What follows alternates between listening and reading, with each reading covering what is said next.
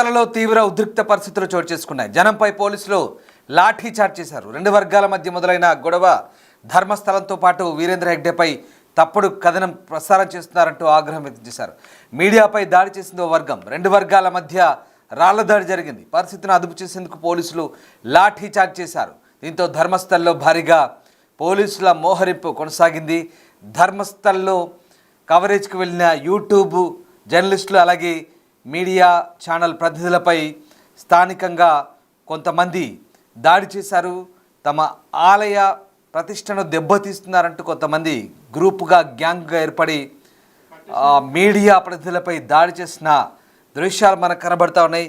ప్రధానంగా ఈ దాడిలో అజయ్ అంచన్ అలాగే అభిషేక్ అలాగే సంతోష్ అనే వ్యక్తులపై 5 గంటల ప్రాంతంలో ధర్మస్థల పంగళ రోడ్లో దాడి జరిగినట్టుగా చెప్తున్నారు. దీంతో ఒక్కసారిగా ఉద్రిక్తత పరిస్థితులు చోటు చేసుకున్నాయి. ధర్మస్థల ఆలయాన్ని దాని ధర్మాధికారి వీరేంద్ర హెగ్డే అతని సోదరుడు హర్షేంద్ర కుమార్లపై అనుచిత వ్యాఖ్యలు అవమానకర రీతిలో కథనాలు ప్రసారం చేస్తున్నారంటూ ఓ గుంపు యూట్యూబర్లపై దాడి చేసింది.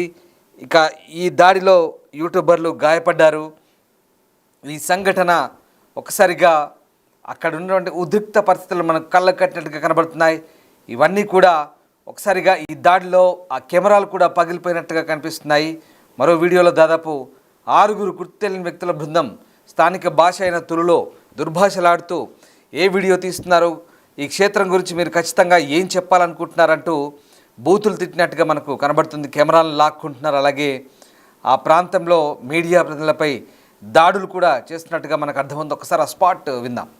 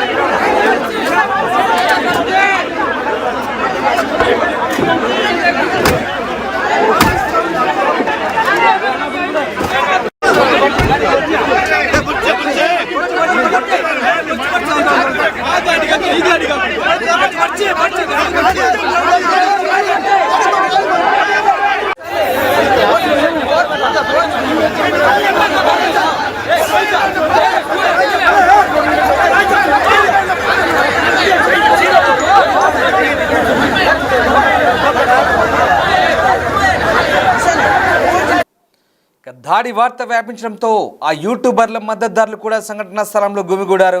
ధర్మస్థల ఆలయ మద్దతుదారులమని చెప్పుకునే మరో బృందం సమీపంలోని ఎవరైతే బాధితురాలు సౌజన్య మృతురాలు ఉన్నారో ఆమె ఇంటి దగ్గరలో ఒక ఇంటర్వ్యూకి వెళ్తున్న ఆ యూట్యూబర్లపై దాడికి ప్రయత్నించారు. దీంతో ఆ ప్రాంతంలో ఒక్కసారిగా ఉద్రిక్తంగా మారింది. ఆ ఘర్షణలో వారు సౌజన్య ఫోటో ఉన్న ఆమె మామ విఠల్ గౌడ కారును కూడా ధ్వంసం చేశారు. ఒక్కసారిగా పరిస్థితిని అదుపు చేయడానికి పోలీసులు 2 సార్లు లాఠీ చార్జ్ చేయాల్సి వచ్చింది. దీని తర్వాత రాత్రి 7:45 ఈ 2 గ్రూపులు కూడా ధర్మస్థల పోలీస్ స్టేషన్ మధ్య ఒకరిపై ఒకరు ఆరోపణ చేసుకుంటూ చర్యలు తీసుకోవాలంటూ డిమాండ్ చేస్తూ ఆందోళన చేపట్టారు. 2 వైపులా నిరసనలు అయితే కొనసాగుతున్నాయి. సో చాలా కాలంగా యూట్యూబర్లు ఆలయాన్ని అలాగే అక్కడి మేనేజ్మెంట్ను కించపరుస్తున్నారంటూ కొంతమంది గుంపు అక్కడ యూట్యూబర్లను కానీ మీడియా ప్రతినిధులను కానీ ఆ ప్రాంతంలో షూటింగ్ చేయకుండా ఆ ప్రాంతంలో ఎలాంటి ఫుటేజ్ తీయకుండా దాడికి పాల్పడ్డట్టుగా చెప్తున్నారు. సో ధర్మస్థల సామూహిక అంత్యక్రియల కేసును మీడియా ఇతరులు కవర్ చేయకుండా నిరోధించాలని కోరుతూ వీరేంద్ర హెగ్డే అలాగే ఆయన సోదరుడు హర్షేంద్ర కుమార్ బెంగళూరు కోర్టును ఆశ్రయించారు. అయితే జూలై 18న అది ఆ నిషేధం విధిస్తూ కోర్టు మధ్యంతర తాత్కాలిక నిషేధం విధించింది. ఈ మొత్తం వ్యవహారంలో గుడ్ల ర్యాంపేజ్ అనే ఛానల్ నడుపుతున్న అజయ్ అంచన్ అలాగే కర్ణాటక హైకోర్టులో ట్రయల్ కోర్టు జారీ చేసిన గ్యాగ్ ఆర్డర్ను సవాల్ చేశారు. దీంతో అతనికి అజయ్కి అనుకూలంగా తీర్పు వచ్చింది. So Bengaluru trial court August 6న హర్షేంద్ర కుమార్కు మంజూరు చేసిన తాత్కాలిక ఇంజెక్షన్ను పొడిగించడానికి కూడా నిరాకరించింది. ఇప్పుడు అజయ్ అంచన్ను టార్గెట్ చేసి ఇక్కడ దాడి చేసినట్టుగా మనకు అర్థమవుతుంది. మొత్తం మీద మీరు చూస్తున్న దృశ్యాలు ప్రస్తుతం ధర్మస్థలంలో చోటు చేసుకున్న లాఠీ చార్జ్ సంబంధించిన దృశ్యాలు. ఓవైపు మీడియా ప్రతినిధుల బృందం, వారికి అనుకూలంగా వచ్చినటువంటి మద్దతుదారులు, మరోవైపు స్థానికంగా ఉన్నటువంటి కొంతమంది అక్కడి లోకల్ గ్రూప్స్గా చెప్తున్నారు. వాళ్ళందరూ కూడా పరస్పరం దాడులకు పాల్పడంతో పోలీసులు 2 సార్లు లాఠీ చార్జ్ చేయాల్సి వచ్చింది. మరోవైపు బెనక ఆసుపత్రి బయట మరొక శాటిలైట్ ఛానల్ జర్నలిస్టు అలాగే కెమెరామెన్లపై కూడా దాడి జరిగినట్టు చెప్తున్నారు. అక్కడ కూడా భారీ సంఖ్యలో జనం గుమిగూడారు. సువర్ణ న్యూస్ అనే ఒక శాటిలైట్ ఛానల్ సంబంధించినటువంటి జర్నలిస్టులపై కూడా దాడి జరిగినట్టుగా చెప్తున్నారు. దీంతో ఒక్కసారిగా ఆ ప్రాంతంలో మీడియా ప్రతినిధులకు స్థానికంగా ఉన్నటువంటి కొన్ని గుంపులకు మధ్య గొడవలు చోటు చేసుకుంటున్నట్టుగా మనకు క్లియర్గా అర్థమవుతుంది. ఒక్కసారిగా పరిస్థితులు ఉద్రిక్తంగా మారిన సిచ్యువేషన్ అయితే మనకు కనబడుతుంది. ఒకసారి ఆ దృశ్యాలు చూద్దాం.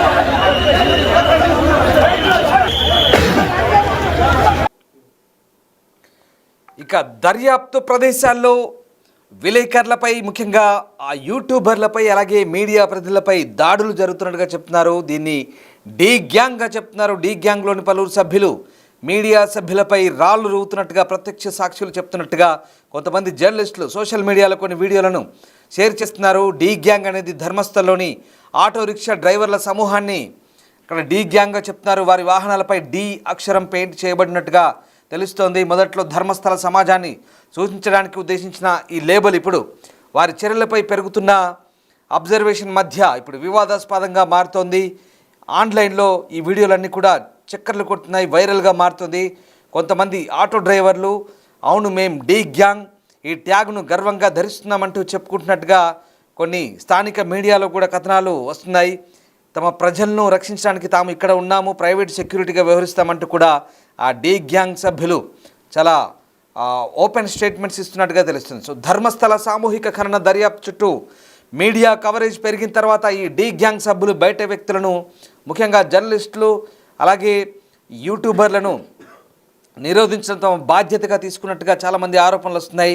ఇక వారి చర్యలు మీడియాను అడ్డుకోవడం లేదా ఆ సాక్షుల్ని బెదిరించడం వంటి విమర్శలను ప్రస్తుతం మనకు సూచిస్తున్నట్టుగా అర్థమవుతుంది. హింసాత్మక దాడి నేపథ్యంలో ఇక ఈ సంస్థ కార్యకలాపాలపై దర్యాప్తు జరపాలంటూ అటు మానవ హక్కుల న్యాయవాదులు కూడా డిమాండ్ చేస్తున్నారు. అనేక ఫిర్యాదులు వచ్చినప్పటికీ ఇక దాడి చేసిన వారిపై అధికారికంగా ఇప్పటివరకు ఎలాంటి ఎఫ్ఐఆర్లు నమోదు కాలేదని తెలుస్తోంది. ఇక స్థానిక వార్తా ఛానళ్ళ జర్నలిస్టులతో పాటు స్వతంత్ర యూట్యూబ్ ఛానళ్ళ జర్నలిస్టులు కూడా ఇప్పుడు ఈ బాధితులుగా మారుతున్నారు, దాడి బాధితులుగా మారుతున్నారు. తక్షణం వాళ్ళంతా కూడా తమకు రక్షణ కల్పించాలంటూ డిమాండ్ చేస్తున్న పరిస్థితి కనబడుతుంది. సో ఆ విజిల్ బ్లోయర్గా మారిన వ్యక్తి ఇచ్చిన ఫిర్యాదు ఒక్కసారిగా ధర్మస్థల పేరు దేశవ్యాప్తంగా మారుమోగుతుంది. దేశవ్యాప్తంగానే కాదు, అంతర్జాతీయ మీడియా కూడా దీనిపై ఫోకస్ చేసింది. దీంతో దర్యాప్తు వేగంగా జరుగుతుంది. సిట్ అధికారుల బృందం చాలామంది తవ్వకాలు జరుపుతున్నారు. గత వారం రోజులకు పైగా జరుపుతున్న తవ్వకాల్లో కొన్ని ఆధారాలు బయటపడుతున్నాయి. దీంతో ఒక్కసారిగా ఆ ప్రాంతంలో ఈ కవరేజ్ చేస్తున్న మీడియా ప్రతినిధులపై దాడులు జరుగుతున్నాయి.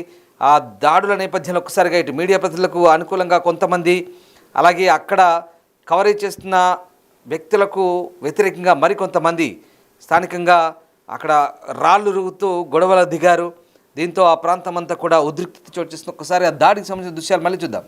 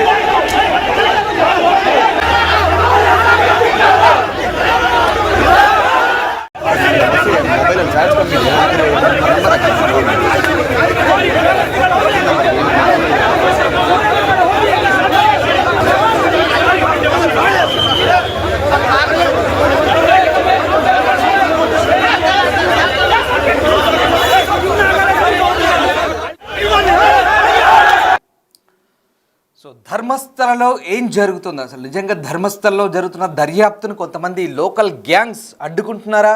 కవరేజ్ చేస్తున్న మీడియా ప్రతినిధులపై దాడికి దిగుతున్న సందర్భాలు చూస్తుంటే అసలు ఏం జరుగుతుంది? అక్కడ మీడియా ప్రతినిధులంతా గగ్గోలు పెడుతున్నారు. చాలామంది ఆసుపత్రుల పాలయ్యారు ఆ రాళ్ల దాడిలో. ఆ లోకల్ గ్యాంగ్స్ చేస్తున్న సడన్ అటాక్స్తో ఒకసారిగా వాళ్ళంతా కూడా ఇప్పుడు ఆ పోలీస్ స్టేషన్ దగ్గర ఆందోళన చేస్తున్న పరిస్థితి. చాలామంది గాయపడ్డారు, ఆసుపత్రి పాలయ్యారు, కెమెరాలు పగిలిపోయాయి. యూట్యూబర్లు కావచ్చు, ఇతర మెయిన్ స్ట్రీమ్ మీడియా కూడా అక్కడ కవరేజ్ చేస్తున్న ప్రాంతంలో వాళ్ళపై దాడులు కూడా జరుగుతున్నట్టు తెలుస్తుంది. వారం గడిచిన తర్వాత కొంత అరాచక శక్తులు వాళ్ళపై దాడులు చేసినట్టుగా సమాచారం అంతా ఉంది. సో మొత్తం మీద వాస్తవాలను బయటపెట్టే క్రమంలో మీడియా కవరేజ్కి వెళ్తున్న సందర్భంలో అక్కడ దాడులు జరుగుతున్నట్టుగా కొన్ని వార్తలు బయటకు వస్తున్న దానికి సంబంధించిన దృశ్యాలు ఇక్కడ మీడియాకు మద్దతుగా కొంతమంది లోకల్ గ్యాంగ్స్, కొంతమంది అసలు ఏంటి, ఎందుకు ఈ మిస్టరీ, చాలా బాహాటంగా ఇప్పటి వరకు ఏవైతే ఆరోపణలు వచ్చాయో ఆ ఆరోపణలు ఇప్పుడు చాలా ఓపెన్గా ప్రూవ్ అవుతున్నాయి అనిపిస్తుంది. ఎందుకంటే ఎవరైతే బాధితులు ఉన్నారో వాళ్ళు స్టేషన్లకు వెళ్ళి ఆ ప్రాంతంలో మాకు ఇలా జరిగింది, మాకు అన్యాయం జరిగింది, మా కుటుంబ సభ్యులు లేక ఇంకెవరో బాధితులుగా ఉన్నారు, వాళ్ళపై దర్యాప్తు చేయండి అని చెప్పినప్పుడు వాళ్ళని ఏదో రూపంలో వాళ్ళపై దాడులు చేయడమో, హత్యలు చేయడానికి ప్రయత్నించడమో, వాళ్ళని వాహనాలతో ఢీకొట్టడమో లేదా గాయపరచడమో ఇట్లాంటివి చేసినట్టుగా మనకు ఇప్పటివరకు ఆ ఫిర్యాదుల ఆరోపణలు విన్నాం. కానీ ఇప్పుడు ఈ ఫిర్యాదులు కూడా పక్కన పెడతాం. దర్యాప్తు జరుగుతున్న తీరును కవరేజ్ చేసడానికి వెళ్తున్నటువంటి ఆ బాధితులతో మాట్లాడడానికి వెళ్తున్న మీడియా ప్రజలపైన ఏకంగా దాడులు, హత్యా ప్రయత్నాలు జరుగుతున్నాయంటే ఇది నిజంగా చాలా ఓపెన్గా, ఎంత ధైర్యంగా అక్కడ ఉన్నటువంటి లోకల్ గ్యాంగ్స్ అసలు ఎవరు, దీని వెనుక ఎవరున్నారు, ఏం జరుగుతుందో నిజంగా ఇప్పటికీ అంత చిక్కని పరిస్థితి. పోలీసులు కూడా ఆ ప్రాంతంలో ఈ రెండు వర్గాలను చెదరగొట్టేందుకు లాఠీ చార్జ్ చేస్తున్న పరిస్థితి.